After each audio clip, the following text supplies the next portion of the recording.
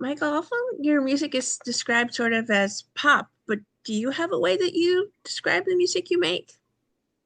I like to describe the music that I make as vocal forward and R&B inspired. I have a lot of R&B flair to my voice, I would say, with pop production. And I love like hyper pop production. So I'm kind of like a combo meal of all of that. And this project's obviously a little bit genre bendy. So I'm like, especially in the context of this project, I'm like, oh, we're exploring new territory, but it's been really fun. Who are some artists that influenced you then when you were growing up? Oh goodness. I love Griff, Renee Rapp, vocally for sure, Griff production wise for sure. Um, Tovlo inspires me production wise. Any big vocalist, Pat Benatar inspired me for one of the songs on this. So it's really a whole mixed bag. Anybody with a powerful voice and cool production, I'm on board with. Well, your debut EP, Hometown Runaway, comes out here in November. What are some themes you'll be exploring on it? So I'm experimenting with relinquishing control in all areas of my life. Themes of ego death, religious upbringing, and kind of deconstruction of that. I left it, or I moved out of my hometown at 19 to go be in LA. So it really is just the story of me kind of running away from who I am and then in the chaos finding my way back to who I am and kind of reconciling both versions of me and letting those all coexist and having that be okay. Some of my favorite songs on the EP are All My Roads, How Do You Know? What are some of your favorite tracks on this? Oh my goodness. I feel like it's like choosing out of your children. I'm like, I can't choose. But I I think I'm very proud of How Do You Know? I think that that is just the perfect fun pop but still existential, very me, very crisis. Like, how do I know that my life is makes sense, but I'm going to dance anyways in the midst of that. So I'm super proud of that one. And Hometown Runaway is obviously like just the whole point of the project. So that song is very, very important to me. Brace for Impact, though, must be. Is it a little difficult for you to perform knowing how personal it is with you? I mean, it's, this trauma that you experienced and you've put it into music. Totally. And I've performed it a handful of times now and it has been honestly it's been very cathartic and healing and very connecting. I've found that a lot of people have had similar experiences or similar feelings at the bare minimum, right? Of okay, why, in the context of my accident, why did I survive? I'm like this girl that just ran away from home and is like unsuccessfully chasing her dreams alone, something objectively selfish. People who deserve to live don't survive things like this.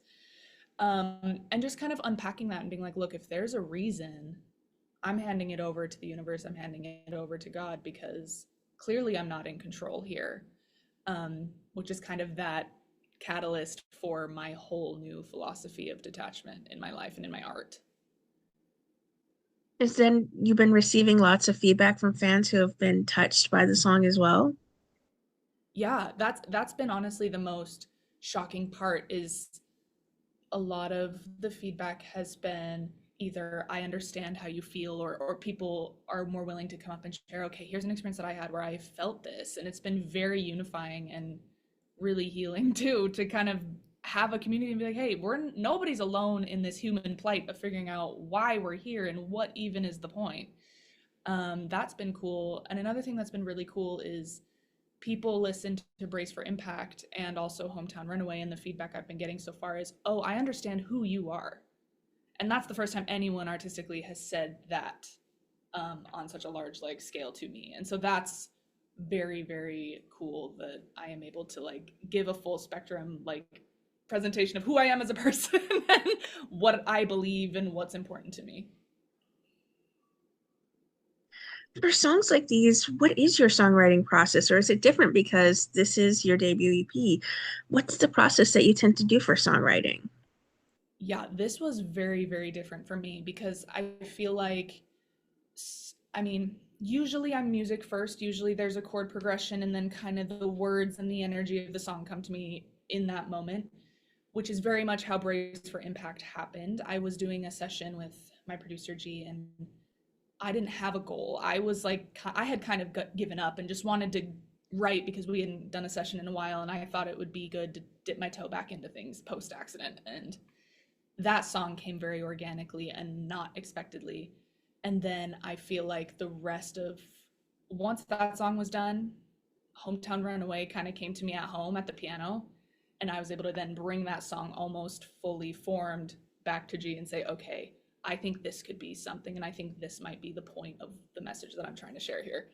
So then from there, some songs I like had in my brain or like had dreams about them and then wanted to send them to producers and take them into the studio. And then other ones I just knew that I wanted to work with my friends and with a producer and say, okay, let's talk and pull out the pieces of me and the pieces of my story. What can we do here? And it was more collaborative that way. I mean, you talked about working with, you know, these incredible producers like Yang Tan and Gary Miller. It sounds like you were pretty hands-on on the production side, though. Yeah, I'm in the room. I like the energy of that is what helps me. I'm very much an arranger. I will not claim to be the engineer or the person who's, I am so not the best at Pro Tools and Logic and Ableton. I try, but I know what I want, and I want to be kind of part of steering that process. And especially with a project like this that was so personal to me, I was very in the details of how I wanted it to sound, what emotional tone I wanted things to have. So that was really fun. Your EP Hometown Runaway comes out November 7th. How do you plan to celebrate? With one of your special couplet cafe creations that were made for you? Yes, I want to do another huge brunch celebration. I am very much a early afternoon hang type of person. My nights are usually hold up writing. I want to do a big show though. I want to get my band back together and kind of really perform the songs in the way that I want them to be performed, with the full band, and you know, we'll see. Do you have some dream collaborations in mind? I know there isn't anything on this feature since it's your debut, but would you love to collaborate with someone or someone's in the future?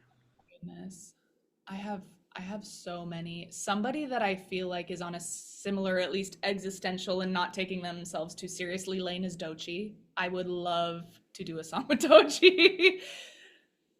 Yeah. I think your voices would complement each other so well.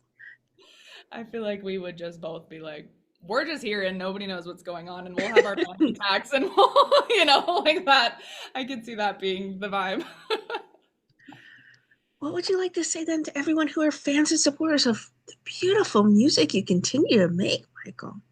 Thank you. I just want to say thanks for being here. Thanks for being along for the ride. It's, none of us know what's going on. We're all trying our best and we're all figuring it out. And if we can band together and feel a little less alone and feel a little more seen and not feel like we have to run from all the pieces of us that might be ugly or might be unfinished or unrefined, we don't need to. We can coexist, and we can, support and help each other and find community.